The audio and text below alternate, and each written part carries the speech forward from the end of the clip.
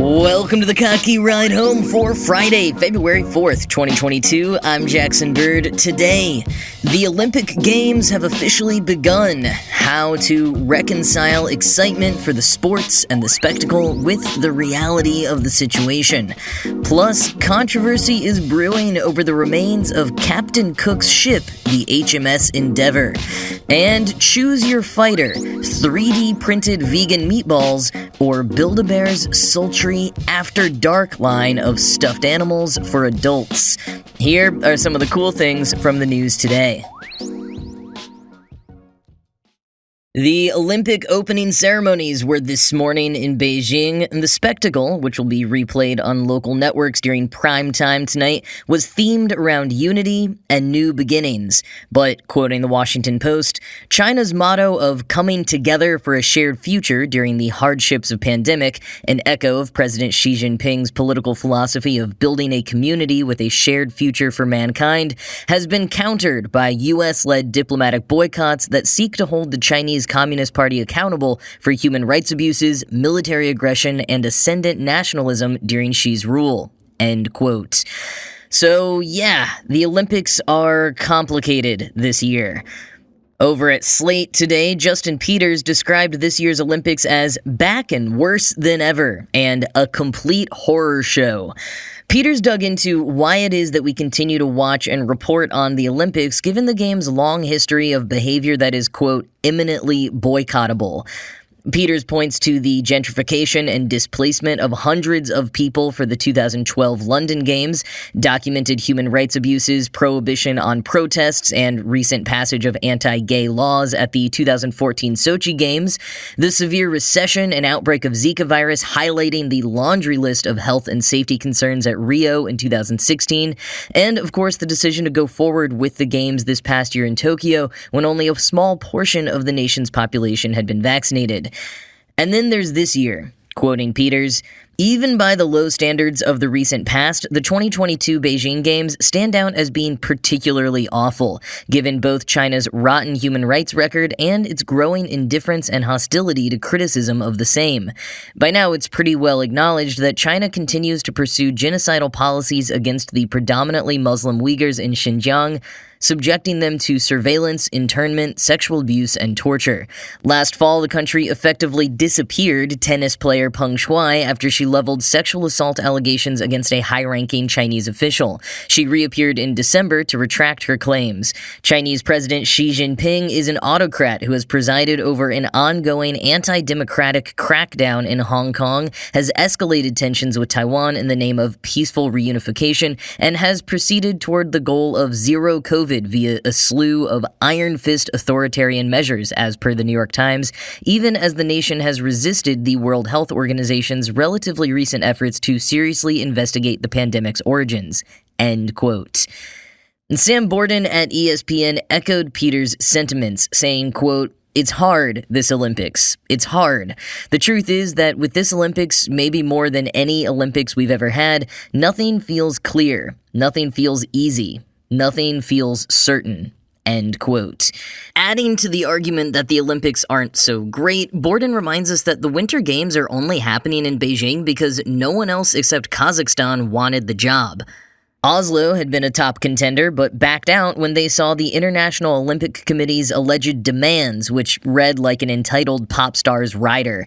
Though the IOC said Oslo media was making some of it up, the demands allegedly include a cocktail party with the Norwegian royal family, paid for by the Norwegian government, extended hotel bar hours, seasonal fruit and cakes in IOC members' hotel rooms, only Coca-Cola products on offer, mandatory smiling from hotel employees, and an encouragement to cancel local schools and send residents away on vacation during the games. Understandably, Oslo said, yeah, no thanks. And though Kazakhstan tried their best with their bid, pointing out that they have an actual ski mountain as opposed to Beijing's average 6 days of snowfall a year, it's not hard to understand how a group of people with such luxurious demands would prefer to travel to a country offering way more money and 5-star hotels for their stay. Beijing had also shown the Olympic Committee the kind of organized, show-stopping, profitable games they could pull off back in the summer of 2008, a games managed, by the way, by Xi Jinping several years before he ascended the ranks to become president and general secretary. Plus, as honorary IOC committee member Gianfranco Casper told a Swiss newspaper after Beijing won the votes for the 2022 bid, quote, "Dictators can organize events such as this without asking the people's permission. For us, everything is easier in dictatorships." End quote. Wow, keeping it real, Casper. Despite his attempts to walk back that comment, he wasn't exactly wrong. Borden points out how China, Russia, and Qatar have found happy partnerships with organizations like the IOC and FIFA because they don't have to care as much about public consensus and backlash against expenditures or, civil and human rights abuses. And experts say the desire of these nations to host big global events is less about trying to fit in with more progressive nations, but rather, as Olympic historian David Walachinsky told Borden, quote, "This is about the Chinese government being able to say to their citizens, look what we've done. Look what we've brought you. Look what China has accomplished. It's propaganda to them. It's Olympic propaganda." End quote. Or as Rana Miller and Elsbeth Johnson wrote in the Harvard Business Review, quote, "The truth is that China is not an authoritarian state seeking to become more liberal, but an authoritarian state seeking to become more successful, politically as well as economically." End quote. One of the places that any host nation's political sentiment is most obviously put on display is in the opening ceremonies, and China's performance back in 2008 changed the idea of what an Olympic opening ceremony could even be.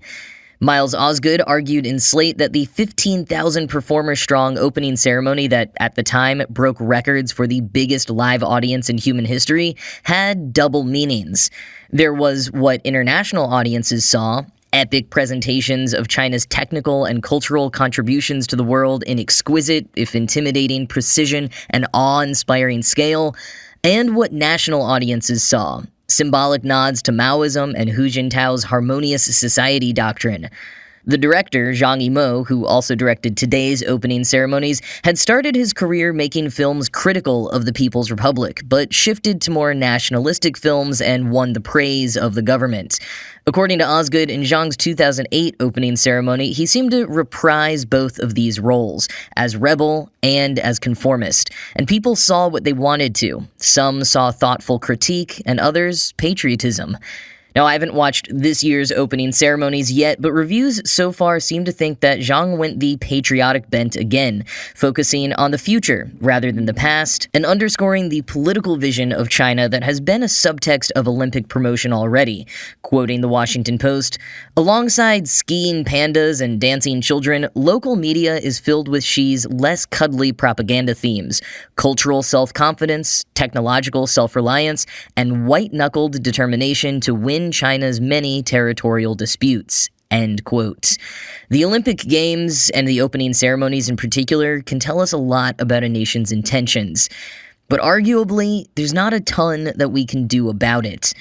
Quoting Osgood, "We already know in many ways how the Games of Beijing 2022 will play out. The arrival of the Olympic torch will not reform China any more than it reformed Germany in the 1930s or Mexico in the 1960s. The diplomatic boycotts led by the U.S. will not free the victims of genocide any more than Steven Spielberg's artistic boycott did 14 years ago. These are symbolic gestures. What is left for us to interpret are the symbolic gestures that the host offers in return during the 100 minutes of Zhang's sequel ceremony. Be wary of singular readings and be on the watch for second meanings." End quote. Be wary, but should we even be watching? The U.S. has already led the diplomatic boycott, and more for COVID reasons than political ones, NBC has set up most of their reporters in Connecticut rather than flying them to Beijing. But do we as individuals not watch, not engage? Is there a way to perhaps celebrate athletes who've trained their entire lives for this moment, but not support the politics of it all? Justin Peters over at Slate points out that, of course, reporters will still cover it because it's global news, both as a sports event that the entire world takes part in, but also as an international relations story, and that it's natural to care about the Olympics. Peters said, quote, Though sports lack the direct socio-political import of wars and elections, they are an ongoing part of human history and have mattered to people for millennia. Massive gatherings and spectacles such as the Olympics serve a ritual social function. They bring people together to feel uplift and relatedness as a result of participating in the spectacle. This sense of collective effervescence improves people's lives in ways that might not be directly quantifiable, but are real all the same. End quote.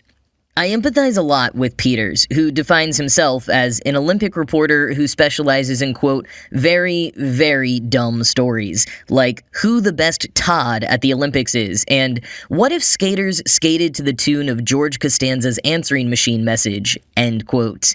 Likewise, I would rather talk about on this podcast the cool science of various sports or Olympic structures and historical moments or interesting situations that trend online. And I probably will. But I have to talk about the more serious stuff too, I think. Mostly because it's important, and we can't divorce any of the fun sports stuff from it, really. But also, I like to think that big, complex, nuanced topics that raise more questions than answers is kind of what this show is about when it's at its best. All of you daily listeners know I don't always hit that, far from it, and I think it's okay to balance big ideas with figure skating to George Costanza's answering machine message type of content. But at the end of the day, this is a podcast made by and for curious people. And curiosity is not always lighthearted. The pursuit of curiosity is not exempt from ethical examination. So while I may not feel like the best steward of this information, I didn't feel like I could just sweep it under the rug, especially as I personally choose to follow the Olympics this year and know that I will inevitably want to share some of that on this show, especially if Justin Peters takes another crack at the best Todd in the Olympics. I mean, I just have to know.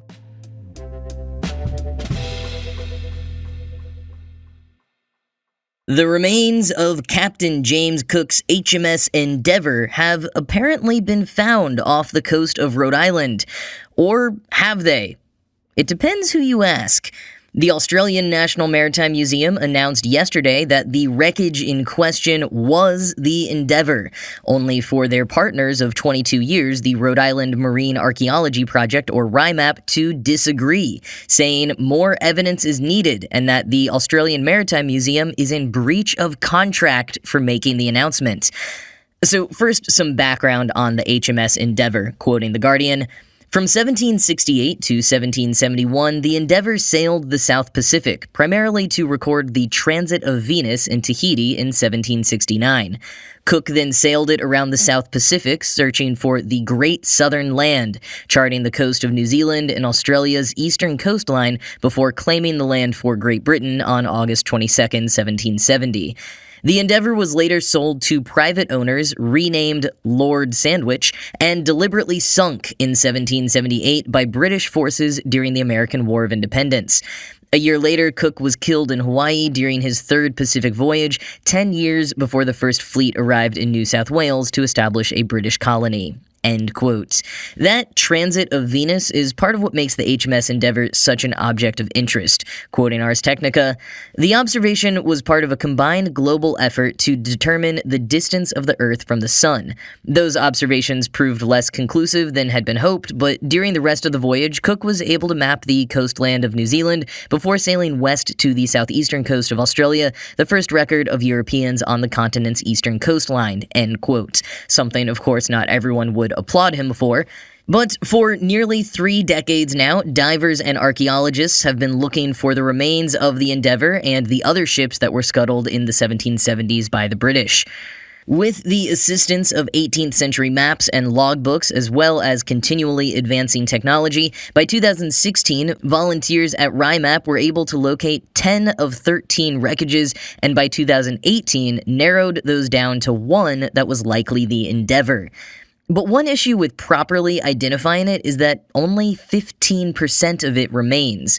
Research has since been conducted on items like ceramic teapots and lead pieces from pumps found in the ship's remains, as well as comparing what is left of the ship to its original plans, which they fortunately have.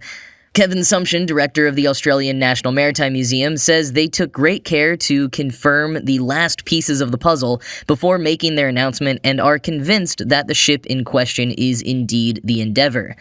RIMAP, however, said in a statement that there is, quote, no indisputable data found to prove the site is that iconic vessel, and there are many unanswered questions that could overturn such an identification.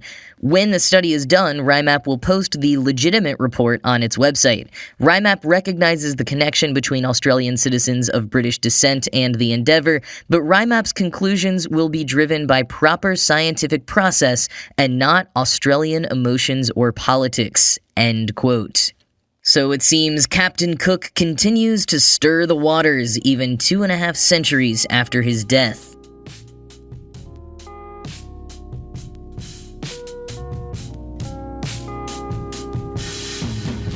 Well, really hammering home the idea that this show can balance big ideas with irreverent nonsense, here are a couple of bizarre headlines to round out your week. So, IKEA has had vegan versions of their famous meatballs for a while now, but more recently, it's been experimenting with 3D printing those vegan meatballs and apparently serving them up to candidates during job interviews. According to Business Insider, IKEA has not released any plans to start serving 3D printed vegan meatballs in their stores just yet, but it may be coming soon to help them hit their goal of 50% plant-based foods in their stores by 2025. And for now, they're hoping it will help them recruit tech workers with the right temperament and meatball passion for the job. But 3D printed vegan meatballs have nothing on the latest antics from Build-A-Bear. The custom teddy bear company posted an ad on social media for a line of stuffed animals for adults called Build-A-Bear After Dark. The main photo is of a stuffed lion in a red silk robe reclining on a fur rug in front of a fireplace with 2 glasses of champagne and a single rose. Now, the actual line of stuffed animals for adults on their website aren't nearly as sultry as this one, so the whole After Dark thing seems to just be a Valentine's Day promotion. And the stuffed animals for adults isn't quite as creepy as it may sound, but it is still way more, accurately millennial than I realized Build-A-Bear was. They've got a whole bunch of t-shirts for the stuffed animals with stereotypical lines like, I can't even, and rosé over roses. There's even one stuffed rabbit holding a succulent and wearing a t-shirt that says, plant love, and a puppy in pajamas with a can of seltzer. The It's Wine O'Clock Somewhere t-shirt set comes with a stuffed bottle of Cabernet and a generously poured glass. I mean, no one can accuse Build-A-Bear of not knowing their audience, I guess, you know? These are absolutely the things that a parent taking their kid to Build-A-Bear would seriously or ironically pick up for themselves while they're there. Still, I'm not gonna get the company-sanctioned photo shoot of that stuffed lion trying to be sexy out of my head for a while. So that is it from me for this week. As always, this show was produced by Ride Home Media and Kottke.org. I am Jackson Bird, and I will talk to you again on Monday. Have a great weekend, everyone.